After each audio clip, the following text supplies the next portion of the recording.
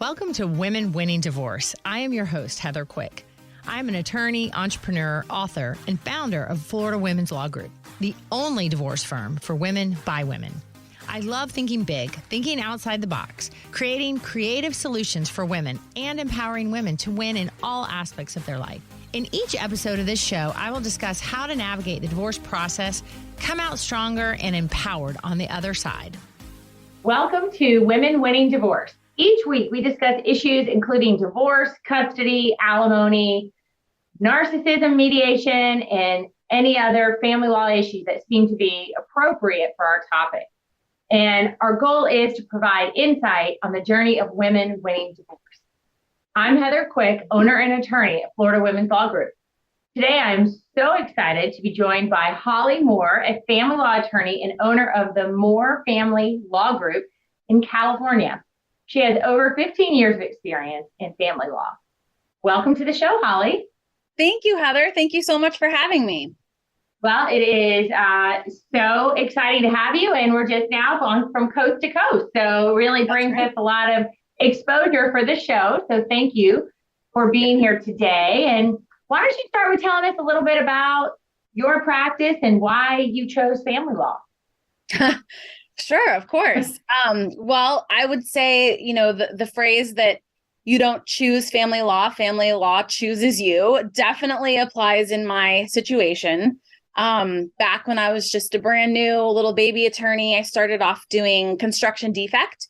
And what that really is super duper wealthy land owners, land developers suing super duper wealthy subcontractor companies. And as I learned very quickly, they just like to sue each other to annoy each other.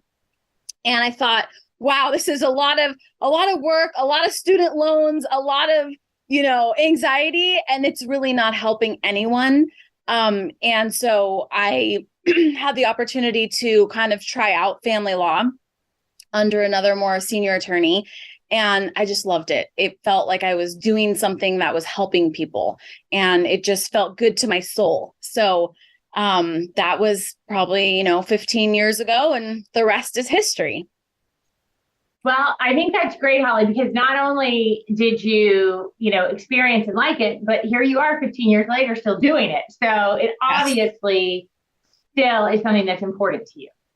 Absolutely. Yeah. I mean, as you know, Heather, like it's not easy. It definitely comes with its own trials and difficulties, because we're dealing with people that are suffering a lot and hurting a lot. And it's, that can be really taxing to be doing that every day. But at the end of the day, it just feels good, like deep in my soul, to be helping these people in this really hard time. So I'm still here. I'm still doing it. Not planning on going anywhere. Well, good. I am so glad you're not. Now, as you know, of course, my law firm, Florida Women's Law Group, we represent women only. But we are usually in the minority, or really in an island all on our own as far as just representing, only women. Tell us a little bit about your practice. Yeah, absolutely. So we don't have a gender preference. We do represent professionals and business owners, generally the breadwinner of the family.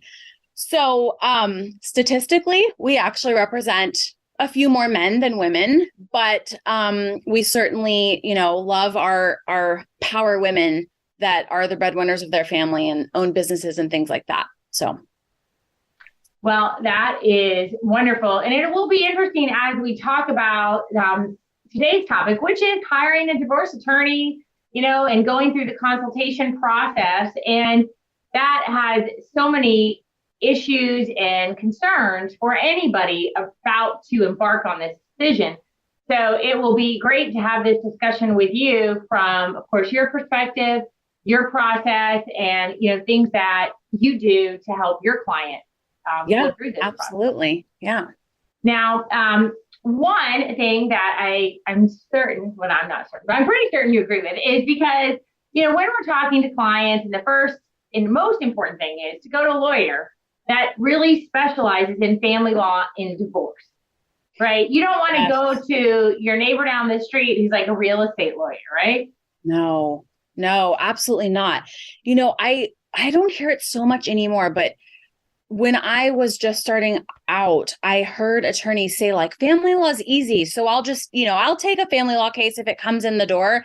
And what I can tell you 15 years later and having a specialist designation and all the things, representing hundreds and thousands of family law clients is like, the more I know, the more I realize I don't know. It's a really complex area of law. And I think any lawyer that tells you it's not, it's because they don't know enough about it. So absolutely having an attorney that does family law exclusively is like a must. I mean, there's no way around it. We've had so many cases where the client ends up spending triple the amount of money for us to try and unravel or do things that an attorney did that they didn't know what they were doing. And, that's bad enough. But even worse, I think, is like some bells cannot be unrung.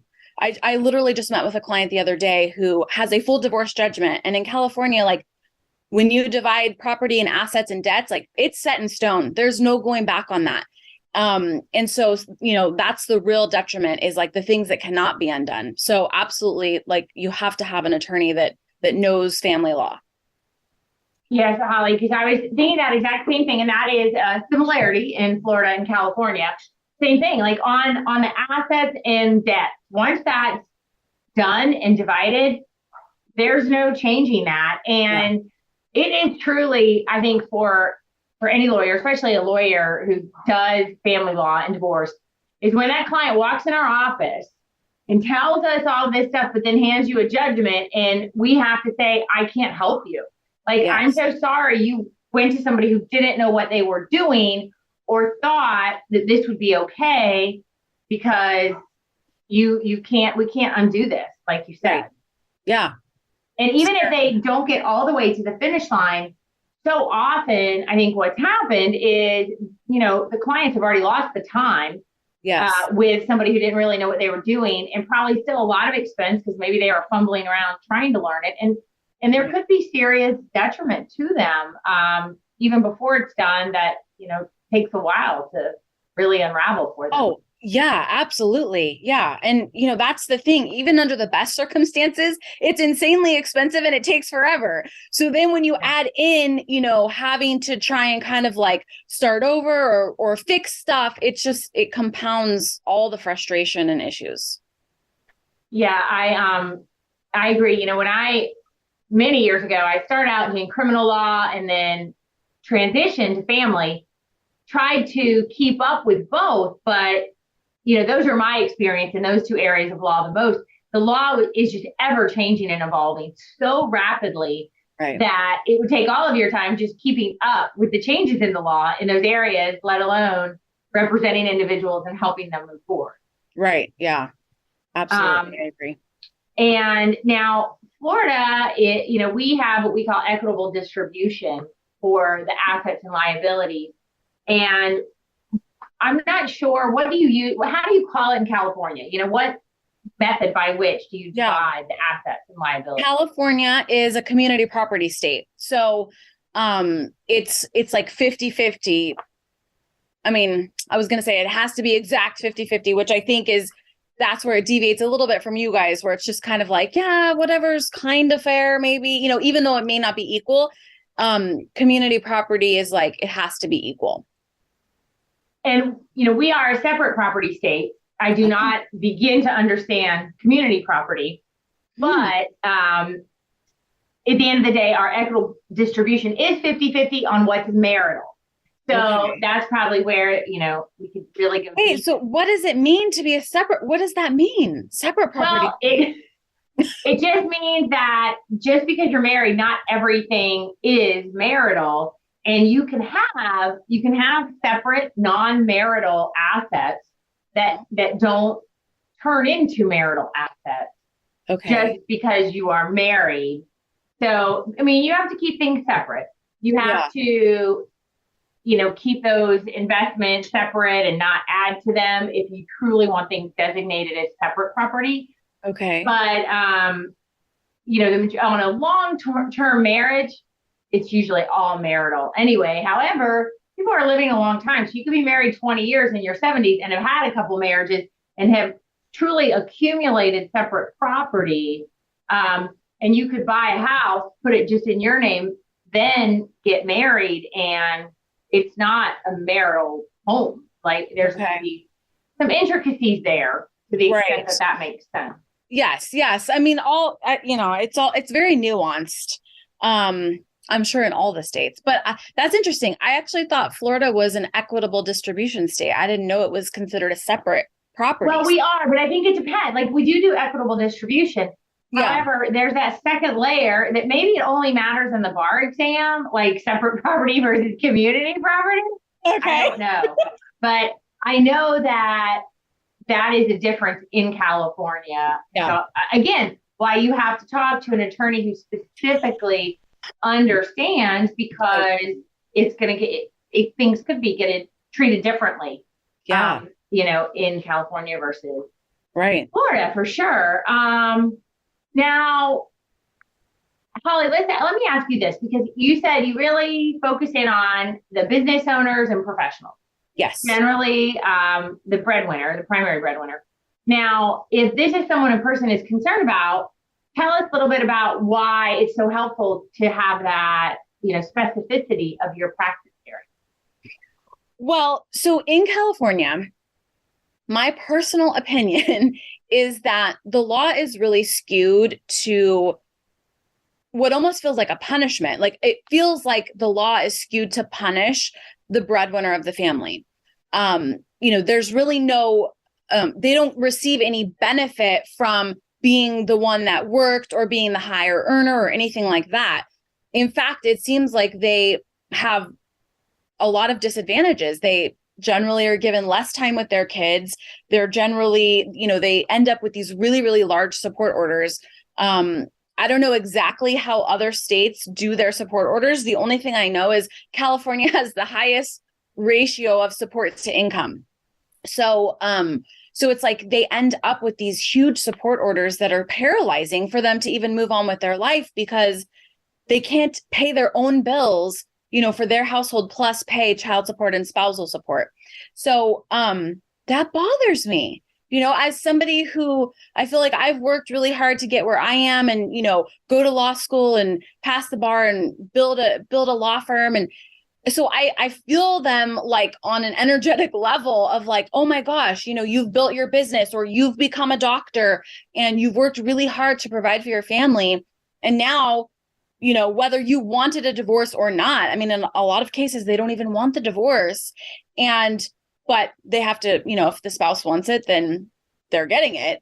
And they end up with like all these orders that just basically paralyze them in the future. So, it's my mission to mitigate any of that. I mean, I think, everything should be fair. And I think sometimes you have to kind of balance, level the playing field if you do have a spouse that hasn't been in the workforce forever. But in a lot of cases, the spouse sometimes is highly educated, very capable. They just don't want to work. And so, I just think everybody should pull their own weight, however much weight you can pull, whether it's working at Starbucks or, going back into being a heart surgeon. Like you should do what you are capable of doing to help the family as a whole. So that's why I dedicate, my work as a lawyer to that. Well, that is really interesting. I, of course, have a bit of a different point of view. Yes, I know you do. Yeah, well, but that really is, okay. And this is just, now, this is not reflective of the law, not yet, but it would probably be unconstitutional, I'm sure. But the way I feel is like, if you are the female breadwinner, then no, you should not have to pay support, because I guarantee you're doing just as much work at home and your spouse is probably, just taking advantage, versus if you are the wife supporting the husband by taking care of the home, then you absolutely should get as much alimony as possible. So it's a very skewed view. Yeah.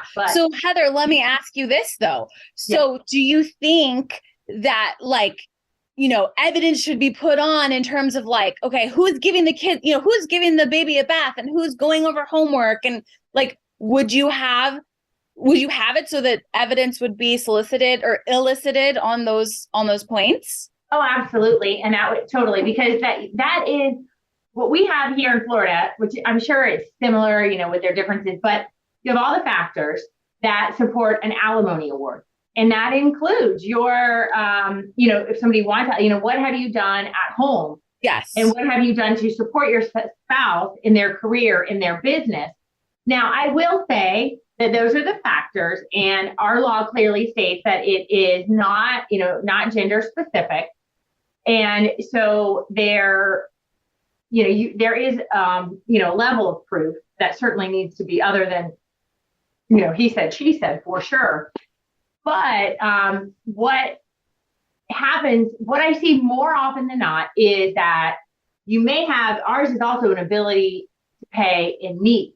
Yes. So, you have to show the need, but very often, mostly when it's women, not always, but if they have the ability to pay, the husband may not have the need because they may work. Maybe they just don't make as much or they're capable. I think that we're going to see a shift, say 20 years from now, because so many more relationships tend to be a bit more equal. I do still remember the movie Mr. Mom, and I sure hadn't seen any of that going down for sure, but I'm certain it's out there. So, and that is always a hot topic. I'm sure we could do a whole show just on differences of opinion of alimony, but mine certainly does change based on, because I represent women. So, are they eligible for it, or they might have to pay it? But I'm just always on their side to limit their exposure or maximize what we can get. Yes. Because it's really not crippling, I don't think, the awards you get in this state. Okay. It could be more in California, but everything's higher in California, right? Everything costs more taxes, lots of things are more. So maybe it is. True. So, okay. One last question though, on that point is, do you see any like gender discrimination in the Florida courts? Are they skewed one way or the other? Ooh, you know what? I'm going to answer that after the break, just to leave a cliffhanger, because that's a good one. And I'll probably have to consult the production team as to whether I can say what I really think. But anyway, we'll take a short break. And when we come back, we will talk about some gender and equity potentially in the courts. Thank you for joining us again. And if you were fortunate enough to listen to the show before the break, Holly posed a very good question about whether I think that the Florida courts are skewed one way or another, either for men, against women, or against men. And I will tell you, I do, despite the language in the statute, I do think we are still overall rather female friendly. In some regards. But I'll tell you, and this is really good that you asked this question, because it depends on your lawyer.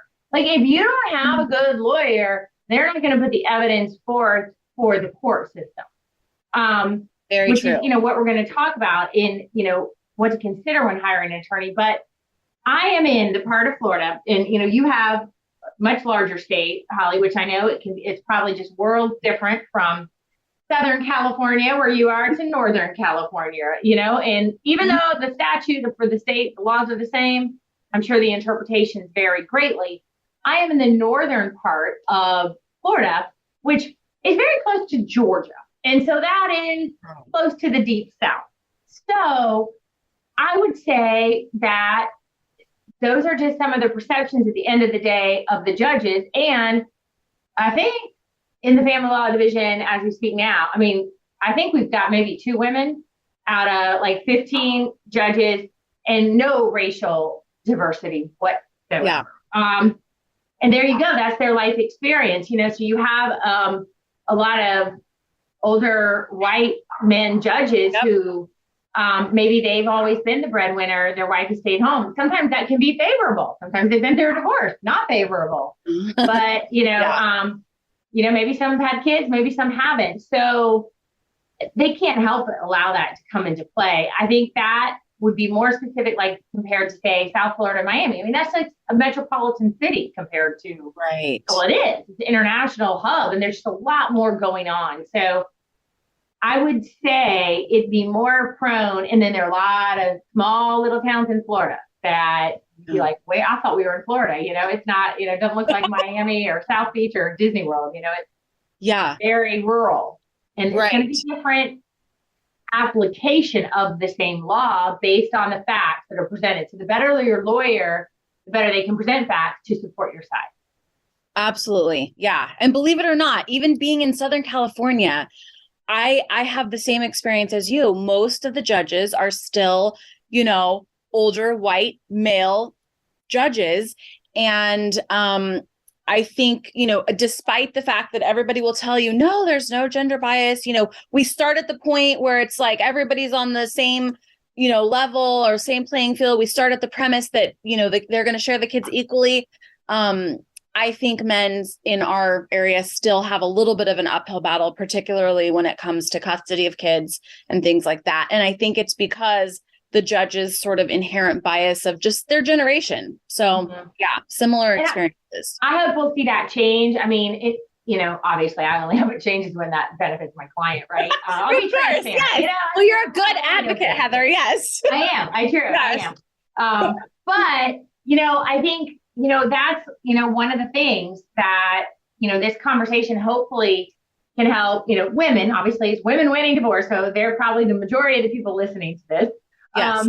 But, when they're going to hire an attorney and what to consider, I think some of that is, do they know the things that you and I were just talking about? Like how do the judges rule? What is it like out there based on my issues? What do you know as far as how that would happen? I think that's, an important thing to ask, as well as, like, what kind of team do you have?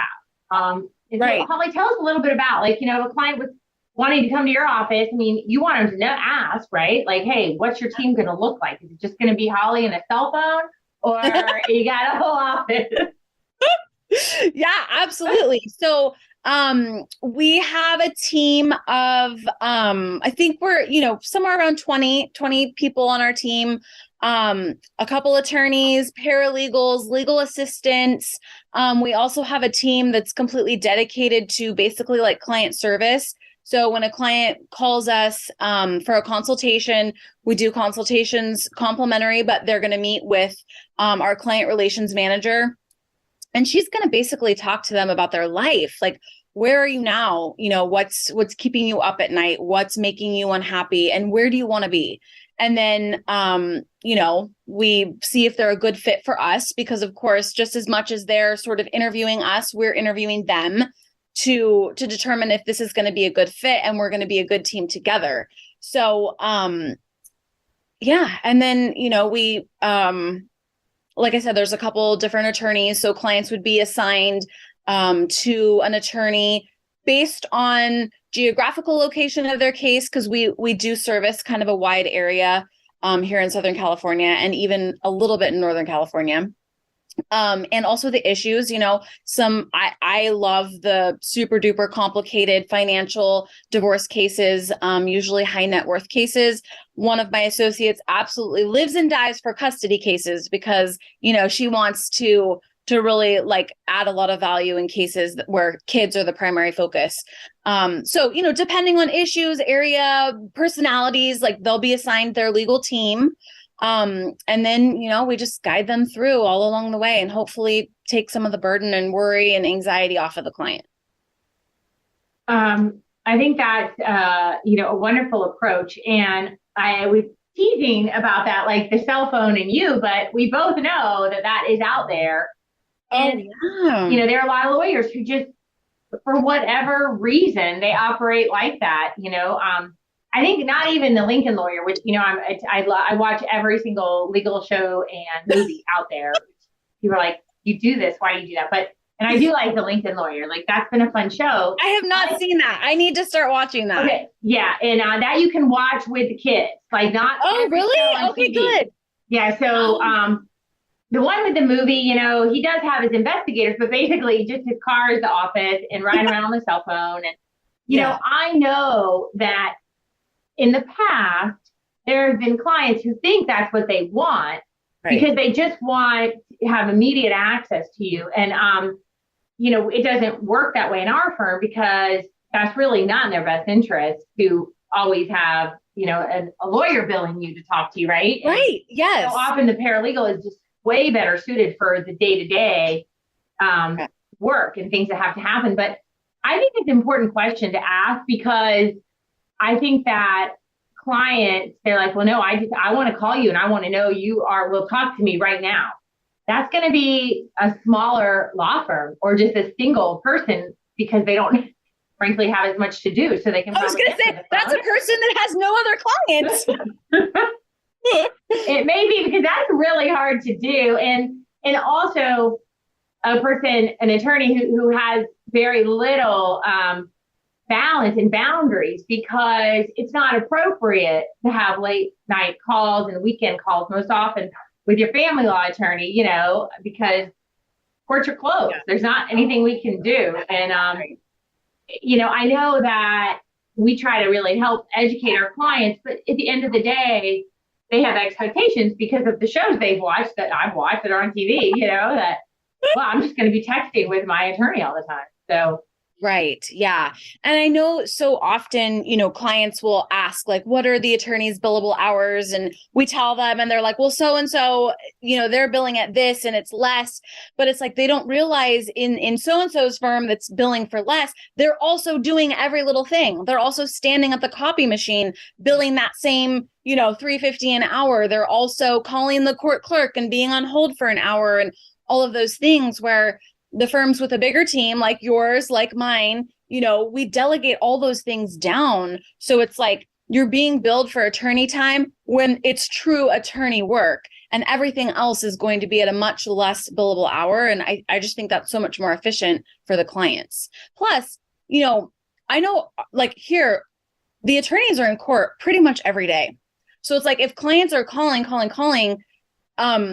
the paralegals are there to field their calls and our paralegals answer most of the questions because a lot of times it is, something where it's, when's my next court date or something like that. You don't need an attorney to answer that question or please help me fill out this financial disclosure, things like that. And it's like, if you had to wait around for your attorney for those little questions and your attorney's always in court, that could get really frustrating. So.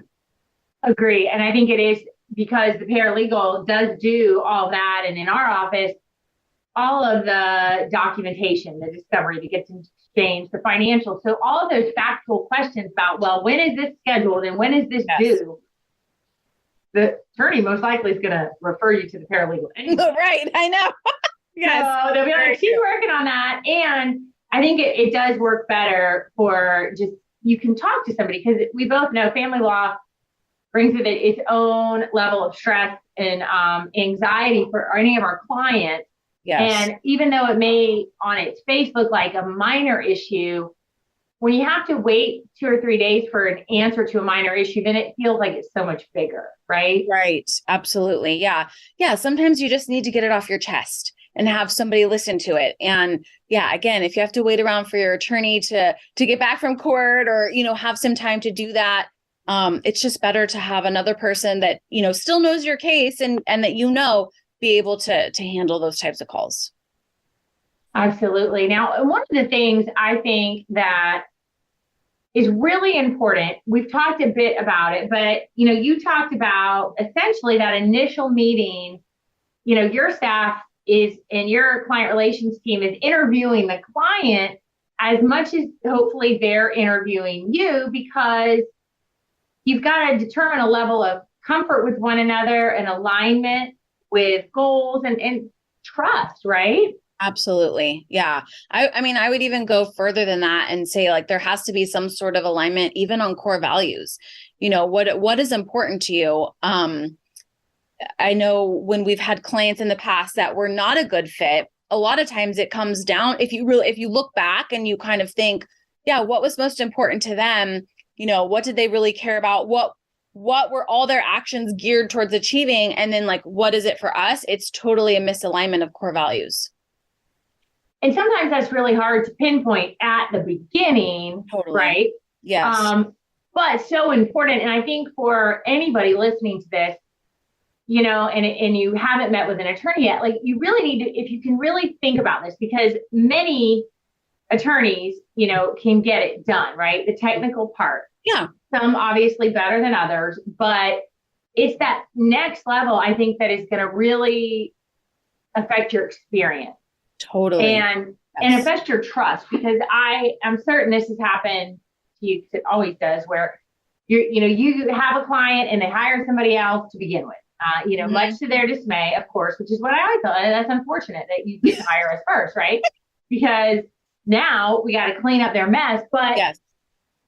And sometimes it's not a mess, but there somewhere along the way, it was either the misalignment with values, something happened to cause a mistrust. Because I know I've said this to, many women over the years. Right now, that there is no trust there, right? So they could be advising you great advice that really is in your best interest, but now you're in a position that you don't believe it, right? Which then that can harm you as well. And the foundation has got to be the trust and belief that your attorney, one, knows what they're talking about, but they're truly acting in your best interest.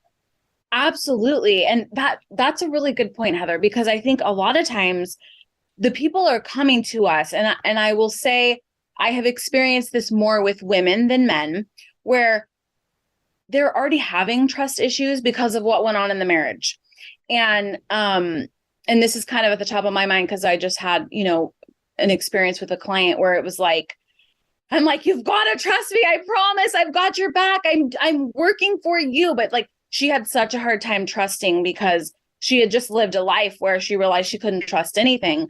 And ultimately, yeah, if you have an attorney that you don't trust, I mean, that's not going to work out because they could be the best attorney in the world. But if you're going to second guess everything they tell you, or you're not going to follow their advice, then why be paying them? I mean, you're paying them to be your guide. So yeah, trust is huge. Yeah. And it's, and it can easily, and too often I think that things happen, and because family law, I think it's constant with any probably practice of law, but, it's constantly educating them, like, yes, we do talk to the other attorney, and we don't really just like yell at each other on the phone or do those things, and not in court, like on a movie, because like, we've got to get you a resolution. Right. Doesn't mean, it doesn't mean I'm friends with them. Maybe I am, maybe I'm not, but it's really, so I think for many folks, I think going through the process, they really underestimate how seriously we do take our ethics and our license, and like what we have to do as far as that level of confidentiality and that we have for them, because frankly, most people don't operate that, right? Yeah. Generally. Yeah, that's so true. The same client that I mentioned before, she never wanted me to talk to opposing counsel because she was so terrified he was going to like bring me over to his side and then we'd conspire against her. And it's like, I am not risking my bar license. Like, I'm sorry, like your ex-husband isn't worth it to me. Exactly. But yeah, trust. It's huge. Absolutely. Well, Holly, we're going to take another break. And then as we finish up, we're going to dig a little bit more into, hey, those initial strategy sessions with attorneys and those consultations, kind of what some things that you should think about. And we'll start there in a moment. Sounds great.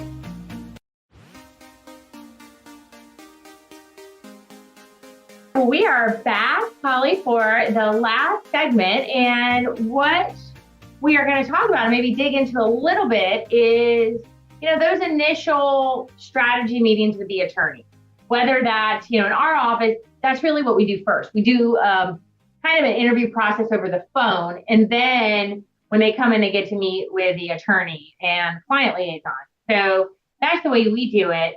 But that's a big step regardless, because I think for anybody knowing they are about to meet with an attorney in regards to a divorce, it's a big step. I know that, most women have thought about it, the statistics say, for at least 4 years prior to actually making the move. And I think in a lot of cases, it's even longer than that. But, I think it's helpful to help, women and, potential clients know what to expect and really how to make the best use of this time when they get to meet with their attorney. Yeah, absolutely. I think a lot of times they're nervous. They don't know what to expect. They're like, I'm coming to meet you. Is my divorce going to be final today? Maybe it's not that bad, but it's foreign territory to them for sure. So in our office, like I mentioned, they'll do a consultation. Anybody that's considering hiring our firm, they'll do a consultation with our client relations manager first. And that's really more of a big picture conversation. You know, what's upsetting you now? What do you not like about your life? What would you like it to look like? And, you know, can we get you there? And then after that, if they decide they want to move forward with our firm, we set a 2-hour meeting that we call a Q&A, a question and answer session. And we tell clients this is going to be like a huge exchange of information. You're going to have a lot of questions for your legal team because the meeting is with their assigned attorney and assigned paralegal. You're going to have a lot of questions with your legal team. Or for your legal team, they're going to give you a lot of answers. And likewise, your attorney is going to have a lot of questions for you. Hopefully you'll have answers for them. It's just a really big exchange of information. And then hopefully towards the end of that meeting, after like kind of all the facts have been brought out and everybody kind of has the lay of the land, the attorney kind of gives a little, like a blueprint, a high level blueprint of what this case is going to look like going forward in terms of like, we may need to hire this or that expert. We may need to do this or that evaluation, things like that, so that the client has an idea of what to expect. And then of course, we make sure that every client leaves that meeting with knowing like, what exactly are the next steps? What is the firm going to do? And when, you know, we're going to prepare this piece of paper by February 1st. And then also like the client is going to get to us tax returns by this day. So they know kind of like the immediate next step. Now, do you ask them to bring a lot of financial documents at this initial meeting? It depends. We don't have a blanket requirement that every client bring in tax returns and stuff like that. It kind of depends. Some clients will want the certain documents reviewed prior to their Q&A. If we know like this is going to be a heavy financial case or we're going to really need to dive into incomes or something, then the client relations manager will reach out ahead of time and say, hey, send, you know, some financial documents over like 2 days before to make sure your attorney can review it before the meeting and things like that. But we don't have a blanket requirement for that because we feel that every case is a little bit different. Sometimes it's not a financial issue. So that's how we handle it. Yeah, and I think it does. It depends. And not everybody's got everything at that time. Right. And it's really based on the questions you ask them. I know, you know, we don't need it at the very first meeting because we're going to set an additional strategy session and, you know, we'll go into more at that point where we create a case plan and your whole strategy. But I do think, you know, for anybody going into the consultation and that initial meeting with an attorney, they gotta consider they need to be open and honest, right? Because we can only give advice based on what we hear. Mm-hmm. And I know that, and that's where that goes back to what we talked about earlier in the show, that trust, that, you know, you need to be able to be honest and feel as though you can be in order for, you know, the attorney really to give you the best strategy and advice. Absolutely. I couldn't agree more. In fact, I say the same thing at every Q&A meeting, because one of the things that we do during that meeting is we'll run support numbers on software that's, you know, mandated by California or sanctioned by California to give them an idea of support. And I write it on a pre-prepared sheet, and there's like a big star. And I also tell them, okay, now these numbers are based on what you just told me. If in the future somebody tells me much different numbers, or if it comes, you know, if a different truth comes out that these numbers are much different, the result is going to be much different, because, you know, there's been times where it's like, yes, I make $100,000 a year, and that, you know, we run numbers on that, and it's like, okay, your support is X. And then, you know, they fail to tell me about the $200,000 bonus they get every year. You know, which changes. Oh, but let me guess, Holly, it's not every year. You can't rely on it. It's discretionary. I know, right? Oh, if I had a nickel for every time I heard that. It's the truth. I know. Yeah. And you know, I think that's so important though, because it is based on what we are told. But I also think part of that is the responsibility of the attorney to ask a lot of questions and allow the client to speak. Yes. Many, I always like to, advise when we're, anytime I kind of give any information on what you should expect to be talking a lot. I think for a client to go into the attorney's office, if the attorney's doing all the talking, then they're maybe not listening. Obviously, they're only listening to themselves, right? Because the client is not talking. And so, I could not agree with that more. Yes. And I think, I feel like I can say this because I am an attorney. You are an attorney. So I can kind of like bag on them a little bit, but we love to hear ourselves talk and, we think we're pretty smart. And so I think sometimes the tendency in a consultation is for an attorney just to talk the whole time. And that's really not effective for the clients. I agree. Like the attorney should be asking a ton of questions because the clients don't know what they should and shouldn't, what they should be telling you. Sometimes they don't know that, oh, you mean it matters that, the down payment to our house was from an inheritance? Like, I didn't know that made a difference, which in California, it absolutely does. So, but yeah, it's the attorney's responsibility to be pulling the information out of the client because the client doesn't know. So yeah, I agree. Questions. Your attorney should be asking a ton of questions. And and really, obviously, like you said, there's only so much advice. We can make a plan, right? Because many times we haven't seen all of the financial documents. So it's like, hey, we can't give you, these are predicated on what you told us. But, I think so often what we have an opportunity to do in family law, from my perspective, is we can achieve amazing results, right? Because, yes, we have the law, but man, there's so many facts that as we apply them, and if you're able to really draw out all the facts, many times you can get some pretty great results just because you were willing to find the information and ask the right question. Yes. Which is a wonderful thing for our clients when you're willing to go that extra mile, and because you do know, hey, this one fact on its own may not make a difference in, the custody or the relocation if you're moving.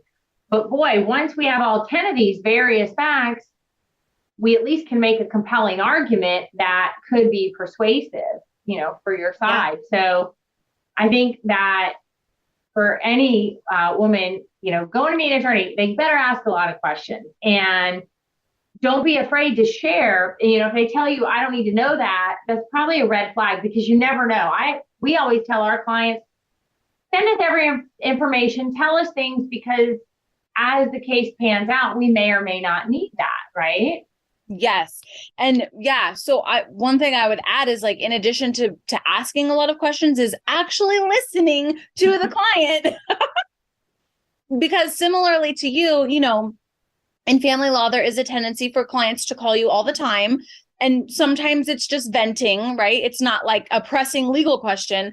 But, if you listen to the client, sometimes you're just picking up little pieces of data all along the way that you can either use to your client's benefit in trial, in settlement, or really helping them to be able to crystallize their goals, things like that. So yeah, listening, I think, is also really important. Yes, it is. All right, Holly, well, we're about to wrap up, but before we do, I really would love to know, this obviously podcast titled Women Winning Divorce. And if you could share with our listeners, like, what you've learned about divorce and representing women, like, throughout your career. Oh my gosh. Well, I feel like my career has been like one big unofficial experiment in human behavior or one, study of human behavior. And I find it fascinating. So I think, gosh, I've learned so much about people and about women. I think, one of the things that I've really learned is people do really crazy things when they are hurting. Even good people, they can get a little crazy when they're hurting. But the other thing I think I've really learned is as a lawyer, as a family law lawyer, like we can't just look at these cases as legal cases. It's so much more. It's complicated because we're dealing with the unraveling of an interpersonal relationship, which I think is the most complicated thing on this planet, is like how we all interact with each other. And when you're talking about spouses or two parents, you know, that had a child together, it's like super complex. And I think that the clients really need additional support in addition to legal support, whether it's counseling, whether it's some sort of personal development work, something, because divorce is really, really difficult. And, you know, just the fact that you're unraveling this marriage or this relationship is really hard. But then if you add to it the process of it, the actual legal process, I don't know if it goes any smoother in Florida, but in California, it's just really frustrating. And like I mentioned before, it's expensive and it takes forever. And so it's like, you've got the process, but you've also got the whole emotional thing about it. And it's a lot to take on. So I think particularly for women who maybe aren't always as good at like compartmentalizing and just kind of like, you know, stuffing it down and not dealing with it, I think getting additional support other than just the legal support is a must, so that they're able to kind of navigate it better, make good decisions when they're, you know, making decisions that are going to affect their future. Well, I appreciate that so much, because I absolutely agree with you. And, you know, it helps because that support is one, crucial during the divorce, right? Mm-hmm. Then also after, because they have a whole life to live after this, right? Yes. And this, you know, is not really going to define you for the rest of your life. You want to grow from it and move on. Absolutely. Yes. That is always the hope. But yeah, some people, they are defined by it, by the rest, you know, for the rest of their life. And to me, that's just tragic. So yes, indeed. So I so appreciate having you on our show today, Holly. Thank you so very much. Thank you for having me. Absolutely. Absolutely. And we will have to, again, find a great topic that Florida is very different from California on, and then do that maybe in the future. Okay. So we'll have to put our heads together and think of that, because I think that to me is always very interesting, like so different. Yeah. As a side note, I was speaking with an attorney, and that was the show that aired prior to yours, North Carolina. Oh, girl, it is different. It was different. Really? So different. Yeah. Ooh. It's like deep South, like as far as this is my perception, but well, it is true. It is the deep South, but you have to physically live in two different places for a full year. Physically live. You can't be like, no, we're outside the bedrooms. Like I live on this side, he lives on this side. We are separate. No. Wow. Absolutely separate physical residence for a year before you can file. What? Yeah. Oh my gosh. We have so many people that like stay living together for a long time. It's just, they have to economically, or divorces take, you know, a year at least sometimes. Yeah. So, at least, yeah. Wow. Anyway, that's interesting. Is shocking. So we'll have to compare notes, figure out something and put that in the future. But yes. Until then, thank you so much for being our guest this week, Holly Moore. And for you listeners, if you are curious about Holly and what's going on out there in California in her law firm, you can find her at morefamilylawgroup.com. Thank you, Heather. This has been fun. Thank you for joining me for this episode of Women Winning Divorce. If you or someone you know is looking for answers regarding divorce, reach out to us at floridawomensLawGroup.com, and also join the conversation on social at Women Winning Divorce. Women Winning Divorce is the place for an elevated conversation on how women can thrive during times of adversity in order to live their best life.